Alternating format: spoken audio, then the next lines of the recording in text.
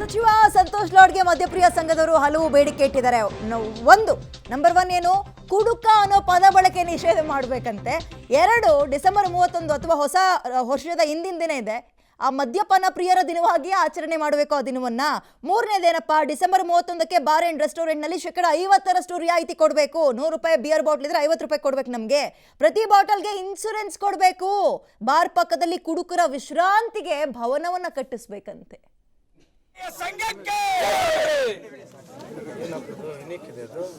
ಒಂದು ನಿಗಮ ಮಾಡಿಕೊಡ್ಬೇಕು. ನಮ್ಮ ಮಧ್ಯಪ್ರಿಯರಿಗೆ ಎಲ್ಲ ನಿಮ್ಮ ಬಾರು ಅಂಗಡಿ ಮುಂದೆ ಒಳ್ಳೆ ಕ್ಲೀನ್ ಆಗಿ ರೈತ ಕಾರ್ಮಿಕರು ಇವತ್ತು ಕಷ್ಟ ಮಾಡಿ ಬಂದು ಕುಡಿತಾರೆ. 40 ರೂಪಾಯಿ ಇರೋದನ್ನ 80 ರೂಪಾಯಿವರೆಗೂ, ಇಲ್ಲಿ 500 ರೂಪಾಯಿ ತಗೊಳ್ತಾರೆ. ಇಲ್ಲಿ 25,000ವರೆಗೂ ಇದೆ, 10ರಿಂದ 25,000ವರೆಗೂ ಆಗ್ತಾ ಇದೆ. ಈ ಒಂದು ಇದರಲ್ಲಿ ತಂತ್ರಜ್ಞಾನದಲ್ಲಿ ಇಷ್ಟೆಷ್ಟು ಆದಾಯ ಇದೆಯಲ್ಲ ಸರ್, ಪ್ರತಿಯೊಂದು ಆಂಬುಲೆನ್ಸ್ ಬಿಡಿ ಸರ್. ಈಗ ಒಂದು ರೇಷನ್ ಒಂದು ಕಾರ್ಡ್ ಮಾಡಿತಲ್ಲ, ಒಂದು ಒಬ್ಬನಿಗೆ 1 ಕ್ವಾರ್ಟರ್ ನಿಗದಿ ಮಾಡಿ ಸರ್.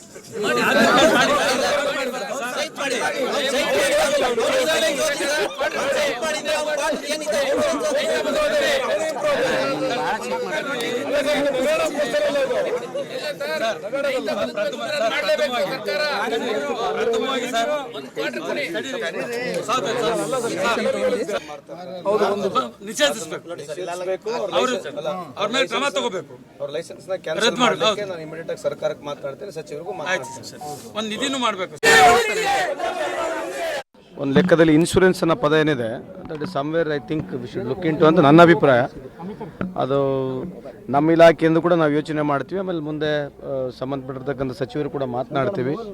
ಅದು ನೋಡೋಣ, ಹೌ ಇಟ್ ಡೆವಲಪ್ಸ್ ನೋಡೋಣ.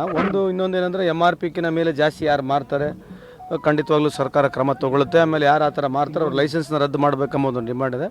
ಖಂಡಿತವಾಗ್ಲೂ ಸರ್ಕಾರ ಕ್ರಮ ತಗೊಳುತ್ತೆ. ಬೇರೆ ವಿಚಾರಗಳನ್ನ ನಾನು ಅದನ್ನ ಬರೆದಿದ್ದಾರೆ, ಆ ಲಿಖಿತ ರೂಪದಲ್ಲಿ ಬರೆದಿದ್ದಾರೆ ಇದ್ರ ಬಗ್ಗೆ ಪ್ರಸ್ತಾವ. ಬೆಳಗಾವಿಯಲ್ಲಿ ಚಳಿಗಾಲದ ಅಧಿವೇಶನ ಮುಗಿಯಲು ಬಂದಿದೆ. ಈ ಚಳಿಯಲ್ಲಿ ಸ್ವಲ್ಪ ಬಿಸಿಯ ವಿಚಾರ ಇದು ಕರ್ನಾಟಕದ ಜನತೆಗೆ ಅಲ್ಲಂದ್ರೂ ಕೂಡ ಮದ್ಯಪ್ರಿಯರಿಗೆ ಬಹಳಷ್ಟು ಖುಷಿಯ ವಿಚಾರ. ಬಹುಶಃ ಇಂಥ ಸಂಘ ರಾಜ್ಯದಲ್ಲಿ ಇದೆಯೋ ಇಲ್ವೋ ಅನ್ನೋದು ಕನ್ಫ್ಯೂಷನ್. ಬಟ್ ಆದರೂ ಕೂಡ ಮದ್ಯಪಾನ ಪ್ರಿಯರಿಗೆ ಒಂದು ಸಂಘ ಹುಟ್ಟಿಕೊಂಡಿದೆ. ಮದ್ಯಪಾನ ಪ್ರಿಯರು ಈ ರಾಜ್ಯದ ಆಸ್ತಿ ಎಂಬಂತೆ ಹೋರಾಟವನ್ನ ಮಾಡಲಾಗ್ತಾ ಇದೆ. ರಾಜ್ಯದ ಮದ್ಯಪಾನ ಪ್ರಿಯರು ವಿವಿಧ ಬೇಡಿಕೆಗೆ ಆಗ್ರಹಿಸಿ ಸುವರ್ಣ ಗಾರ್ಡನ್ನಲ್ಲಿ ಇವತ್ತು ಪ್ರತಿಭಟನೆ ಮಾಡ್ತಾ ಇದ್ದಾರೆ. ಇವರ ಬೇಡಿಕೆ ಬಹಳಷ್ಟು ವಿಚಿತ್ರವಾಗಿದ್ದಾವೆ. ವಿಚಿತ್ರ ಹೋರಾಟವೂ ಕೂಡ ಹೌದು. ಆ ಬೇಡಿಕೆಯಲ್ಲೂ ಕೂಡ ಕೆಲವೊಂದಿಷ್ಟು ಸತ್ಯ ಇದೆ. ಹಾಗಾಗಿ ಅವರು ಒಂದು ಟ್ಯಾಗ್ ಲೈನ್ ಮಾಡಿಕೊಂಡಿದ್ದಾರೆ, ನಿತ್ಯ ದುಡಿ, ಸತ್ಯ ನುಡಿ, ಸ್ವಲ್ಪ ಕುಡಿ, ಮನೆಗೆ ನಡಿ. ಇದು ಇವ್ರ ಟ್ಯಾಗ್ ಲೈನ್. ಸೊ ಹಾಗಾದರೆ ಈ ಒಂದು ಮದ್ಯಪಾನ ಪ್ರಿಯರ ಬೇಡಿಕೆಗಳೇನು, ಸಮಸ್ಯೆ ಏನು ಅಂತ ಅವ್ರನ್ನ ಮಾತಾಡಿಸ್ತಾ ಹೋಗೋಣ. ಮೊದಲಿಗೆ ಅಧ್ಯಕ್ಷರನ್ನ ಮಾತಾಡಿಸ್ತೀನಿ. ಅಧ್ಯಕ್ಷರೇ, ಯಾವುದ ಒಂದು ಹೋರಾಟ, ಏನು ಸಮಸ್ಯೆ? ನಮ್ಮಲ್ಲಿ ಮದ್ಯಪಾನ ಮಾಡ್ತಕ್ಕಂಥ ಎಲ್ಲ ನಮ್ಮ ಮಿತ್ರರು ಇವತ್ತು ಆರೋಗ್ಯ ಹಾಳಾಗ್ತಾಯಿದೆ. ಆರೋಗ್ಯ ಹಾಳಾದರೆ ಮನೆಯಲ್ಲಿ ಬಡತನ ಇದೆ. ಕೂಲಿ ಕಾರ್ಮಿಕರಿದ್ದಾರೆ, ರೈತ ಕಾರ್ಮಿಕರಿದ್ದಾರೆ, ಬಡತನ ಇದೆ. ಅವ್ರಿಗೆ ಒಂದು ಲಿವರ್ ಏನೋ ಹೋದರೆ 5ರಿಂದ 6 ಲಕ್ಷ ಮೆಡಿಕಲಲ್ಲಿ ಬರ್ತದೆ. ಆ ಮೆಡಿಕಲಲ್ಲಿ ಕಟ್ಟೋಕ್ಕಾಗ್ದೇ ಮರಣವಂತ ಹೋಗ್ತಾನೆ ಮನುಷ್ಯ.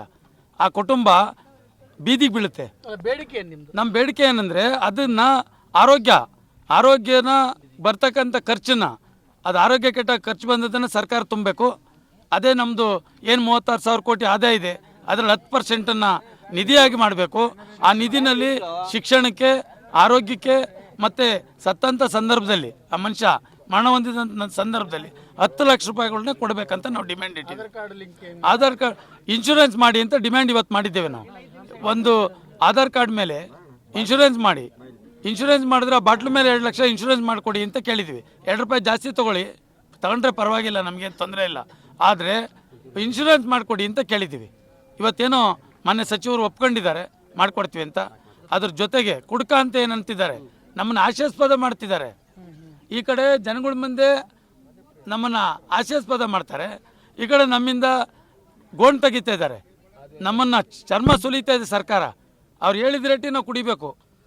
ನಮ್ಮದು ಒಂದೇ 1 ರೂಪಾಯಿ ಈ ದೇಶದಲ್ಲಿರ್ತಕ್ಕಂಥ ಉದ್ಯಮಿಗಳಲ್ಲಿ ಯಾರು ಎಷ್ಟು ಕದೀತಾನೋ ಗೊತ್ತಿಲ್ಲ ಸರ್. ಈಗ ಮದ್ಯಪಾನ ಪ್ರಿಯರು ಈ ಬೇಡಿಕೆಗಳನ್ನೆಲ್ಲ ಕೇಳಿದಾಗ ಸ್ಥಳದಲ್ಲಿದ್ದ ಸಚಿವರು ನಗಬೇಕಾ ಅಳ್ಬೇಕಾ ಗೊತ್ತಾಗಿಲ್ಲ, ವಾಪಸ್ ಬಂದಿದ್ದಾರೆ. ನೋಡೋಣ ಇವರ ಬೇಡಿಕೆಗಳು ಎಷ್ಟರ ಮಟ್ಟಿಗೆ ಈಡೇರುತ್ತೆ ಅಂತ.